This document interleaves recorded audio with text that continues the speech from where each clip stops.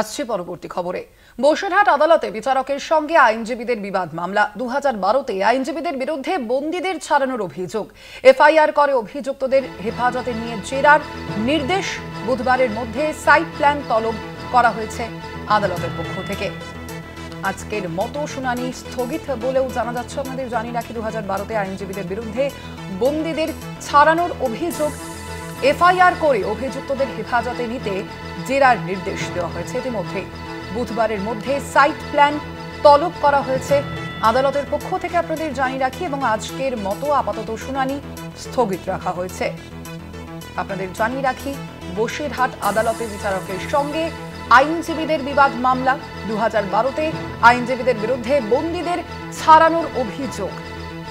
FIR করে অভিযুক্তদের হেফাজতে নিয়ে জেরার নির্দেশ। বুধবারের মধ্যে সাইট প্ল্যান তলব করা হয়েছে ইতিমধ্যেই আদালতের পক্ষ থেকে। এফআইআর করে অভিযুক্তদের হেফাজতে নিয়ে জেরার নির্দেশ দেওয়া হয়েছে একদিকে, এবং তার পাশাপাশি আগামীকাল অর্থাৎ বুধবারের মধ্যেই সাইট প্ল্যান তলব করা হয়েছে আদালতের পক্ষ থেকে। আজকের মতো শুনানি এখানে স্থগিত বলে জানা যাচ্ছে। 2012-তে আইনজীবীদের বিরুদ্ধে বন্দীদের ছাড়ানোর অভিযোগ সামনে এসেছিল, এবং সেই প্রেক্ষিতেই এই নির্দেশ। আরো বিস্তারিত জানবো, আমাদের সঙ্গে ফোন লাইনে রয়েছেন প্রতিনিধি পীযূষ কান্তি নাগ। পীযূষদা, এই বিষয়ে ঠিক কি নির্দেশ দেওয়া হলো আদালতের পক্ষ থেকে?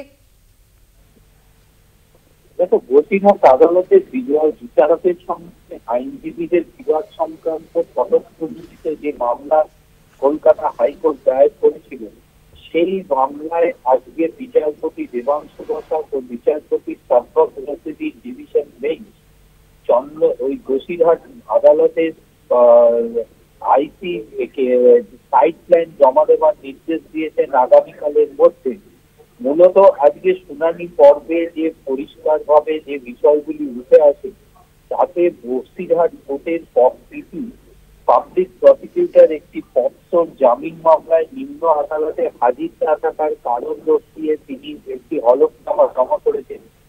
পাশাপাশি হাইকোর্ট প্রশাসকের পক্ষ থেকে আইনজীবী আদালতে বলে 2012 সালে যে ওই আদালতে একই রকমের হল্লার ঘটনা ঘটেছিল, এবং বিচারকের সামনে যে 63 জন বন্দীকে হাজির করানো হয়েছিল, সেই এজলাস 63 জন বন্দীকে ফাঁকা করে দিয়েছিল আইনজীবীরা।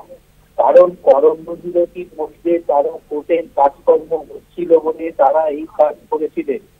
বিচারপতি দেবাংশু বসাক এই বিষয়টি শোনার পর তিনি মন্তব্য করেন যে এটা তো অবিশ্বাস্য, এসব হতে পারে না। যারা 63 জন ক্রিমিনাল কেসের ভিতকে জজের সামনে থেকে বের করে নিয়ে দিয়ে এজলাস ফাঁকা করতে পারে, তারা সবকিছু করতে পারে, তাদের কোনো বক্তব্য আর থাকতে পারে বলে আদালত মনে করছে না।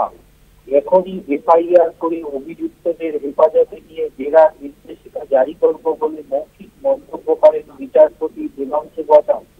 তিনি এও বলেন এই অপরাধের কোনো ক্ষমার জায়গা নেই। যদিও হাইকোর্টের আইনজীবী তার দৃষ্টি আকর্ষণ করে আরো জানান যে 2012 সালে যে 6 জনের ঘটনা ঘটেছিল, সেখানে যে 6 জন অভিযুক্ত ছিল, বর্তমানের এই ঘটনাতেও এই 6 জনই অভিযুক্ত রয়েছে এবং তারাও এর সঙ্গে যুক্ত। এরপরে রাজ্যের পক্ষ থেকে আইনজীবী বলেন, অ্যাডভোকেট জেনারেল জানান যে সেখানে আইনজীবীদের বসিরহাট কোর্টের আইনজীবীদের একটি বসার জায়গা নির্মাণ কাজ হচ্ছিল, সেই কাজ চলছে বলে জানানো হয়। বাস্তবে তাদের বসার জায়গা না থাকায় তাদের এই কর্মবিরতি। এরপরে বিচারপতি জানতে চান সেই নির্মাণের কোনো সাইট প্ল্যান রয়েছে কিনা। অ্যাডভোকেট জেনারেল জানান যে কোনো সাইট প্ল্যান নেই। এরপরে বিচারপতির মন্তব্য এতটা প্রভাবশালী যে সাইট প্ল্যান পর্যন্ত করতে দেয়নি ওই আইনজীবীরা।